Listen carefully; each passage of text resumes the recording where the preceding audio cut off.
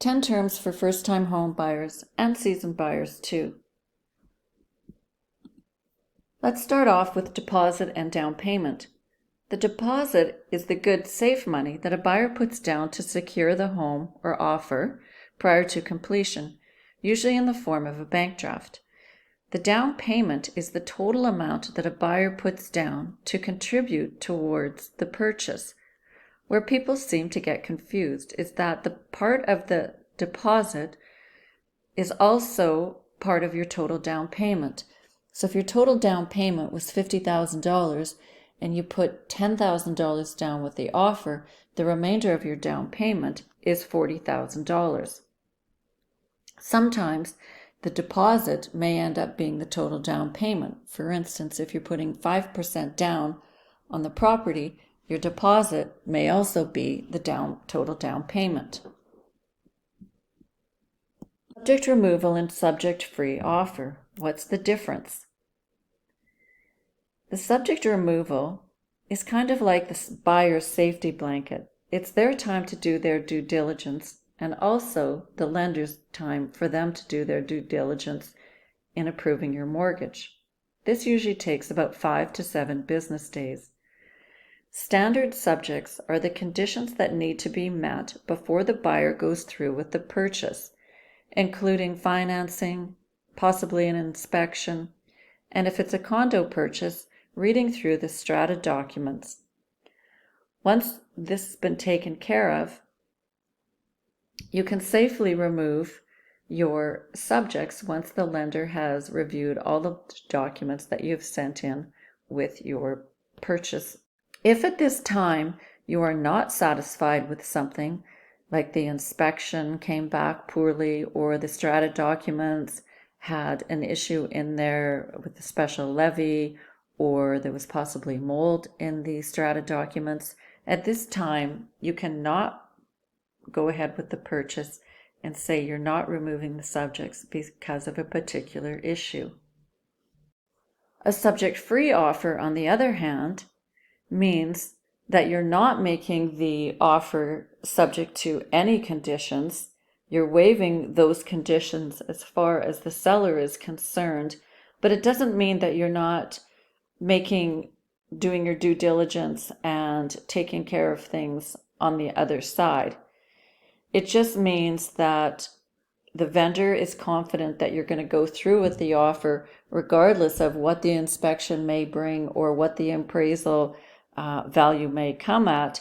You're going to go ahead with this offer regardless.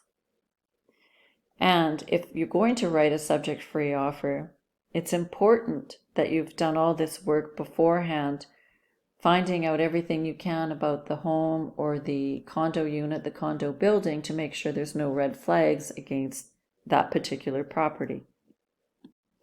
A special levy or assessment pertains with the purchase of a condo.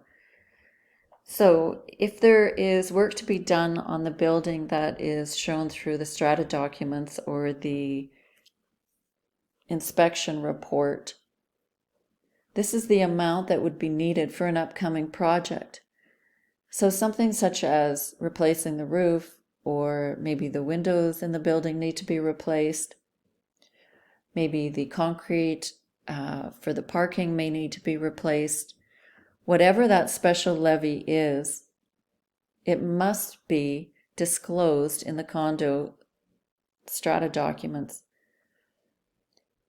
If there's not enough money in the contingency reserve fund, which is the fund that your condo maintenance fees goes into, then the strata is required to divide the amount of the special levy amongst the individual units based on the size of the unit.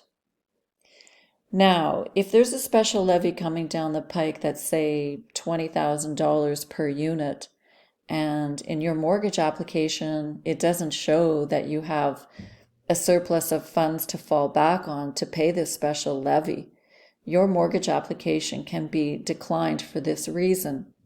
And please keep in mind that the lender's looking out for you as well. They don't want you to purchase a property that you're not going to be able to fulfill all of the financial obligations that may be in the strata documents with the special levies coming down the pike. Even if this is a few years out, they could say, no, we don't feel that you have enough money to back up this special levy payment. In some provinces, the completion date and the possession date are 2 different days. So the completion date is the day the land title transfers from the seller to the buyer. Basically, this is where the money changes hand on this day. This is the latest day the buyer would need to hand over all of their final closing costs and final down payment to their lawyer. The possession date follows after this. Usually, it's 1 to 5 days after completion date.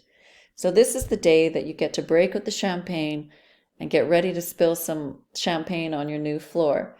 This is the actual date you get your keys and take possession and hopefully moving in. If you are in a province that does not put all of the funds up on the completion date, which is the day before possession, you will be required to get bridge financing. But don't worry about this. Your mortgage broker or lender will take care of the bridge financing for you. The bridge financing is simply funds are put forth to cover the remainder of your purchase price, which is the mortgage amount. And when the sale proceeds come through on your home, then that bridge financing is paid back. What's the difference between the listing price and the sale price? This is a tricky distinction for a lot of first-time home buyers. The listing price is more strategy-based.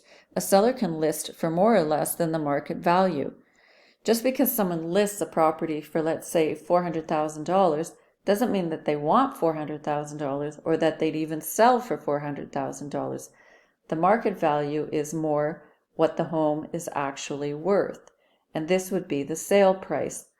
Part of your realtor's job is to estimate the market value so you can make a reasonable offer. If you have any questions with any of the information I've provided you, please get in touch with me. You can either call, text, or email me. And please share this video if you know of anybody that is looking to purchase a home or even sell a home. This is great information for them to hear.